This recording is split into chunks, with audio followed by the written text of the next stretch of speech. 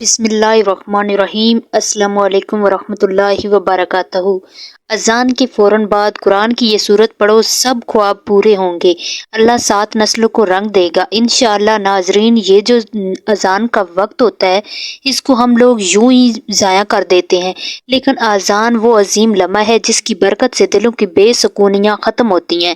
आपको पता होगा कि जब किसी जगह मुसीबत आ जाए तो कहा जाता है कि आज़ान दो, यानी आज़ान खुद रहमत का नज़ोल है।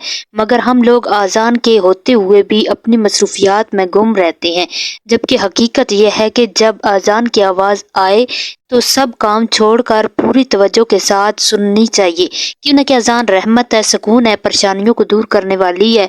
और सिर्फ सुन लेने से भी इंसान के दिल का बोझ, ज़हनी टेंशन और परेशानियां अल्लाह दूर कर देता है। फिर जब बंदा अजान तवज्जो के साथ सुनने के बाद कुरान की ये सूरत पढ़ता है जो अल्लाह को बेहद महबूब है, तो इस लम्हे जब वो हाथ उठाता है तो अल्लाह पाक इसके दिल की मुरादें पूरी कर देता है। इसकी ख्वाहिशात, इसकी आरज़ुएं, इसके ख्वाब पूरे हो जाते हैं। नस्लों तक रहमत उतरती है और अल्लाह 7 नस्लों को अपनी रहमत का रंग अता फरमाता है। बस शर्त यही है कि अजान के इन कीमती लम्हों को ज़ाया ना किया जाए और पूरे एहतराम, मोहब्बत और खुशू के साथ सुना जाए। फिर कुरान की वो बरकत वाली सूरत पढ़ी जाए और दिल यकीन से भरकर अल्लाह के हुजूर मांगा जाए तो रहमत के दरवाजे खुल जाते हैं। आज़ान दिन में 5 वक्त होती है और इन्हीं 5 आज़ानों में अल्लाह की बेशुमार रहमतें नाज़िल होती हैं। हम में से कुछ खुश नसीब ऐसे हैं जो फजर के वक़्त बेदार होते हैं और आज़ान की बरकतों से हिस्सा पाते हैं, जबकि कुछ लोग सोए रहते हैं और इस अजीम आवाज़ की रहमत से महरूम रह जाते हैं। और जो बंदा फजर की अजान सुनकर इस सूरत को सिर्फ 3 बार पढ़ लेता है और फिर अल्लाह पाक से जो भी सवाल करता है, अल्लाह इसे अता फरमाता है। अगरचे इस सूरत को आप किसी भी अजान के बाद पढ़ सकते हैं, क्यों ना कि हर अजान ही रहमत है, मगर फजर की अजान का मकाम ही अलग है। फजर का वक्त कबूलियत दुआ का इंतहाई मुबारक लम्हा है और वो वक्त जब ज़मीन फरिश्ते से भर जाती है, आसमान के दरवाजे खुल जाते हैं, रात के फरिश्ते वापस जाते हैं और दिन के फरिश्ते नाजिल होते हैं। जैसा कि हदीस में आता है कि फजर का मंजर अल्लाह के मुकर्रब फरिश्तों की गवाही से भरा होता है। ये वो घड़ी है जब जिक्र किया जाए, कुरान पढ़ा जाए, दुआ मांगी जाए, कबूलियत के दरवाजे खुद ब खुद खुल जाते हैं। इसी तरह असर की अजान का वक्त भी बेहद ख़ास है। दुआ की कबूलियत का वो लम्हा है जिसमें मांगी गई हाजतें रद्द नहीं की जाती। इसलिए फजर और असर, इन दोनों अजानों के बाद अगर आप ये सूरत पढ़ने की आदत बना लें और फिर दुआ मांगें तो इंशाअल्लाह अल्लाह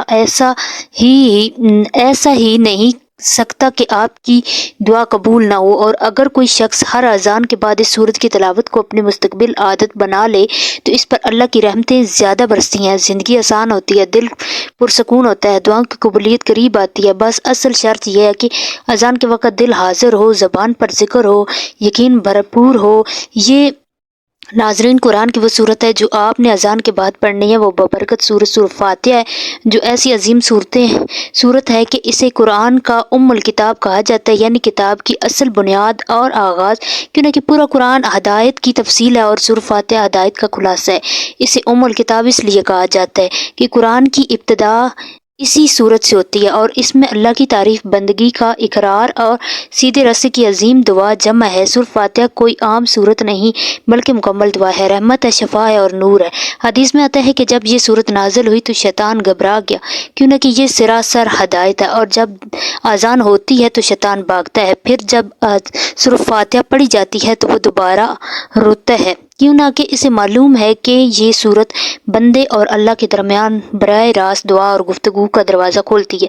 इसलिए जब भी अजान हो तो पूरी तवज्जो से सुनकर सूरत फातिहा की तिलावत करें। ये सूरत अल्लाह को बेहद महबूब है, इसकी तिलावत से दिल साफ़ होता है, घरों में रहमत नाजिल होती है, रुकावटें आसान होती हैं, हसद, नज़रबाद और मनफी असरात दूर होते हैं।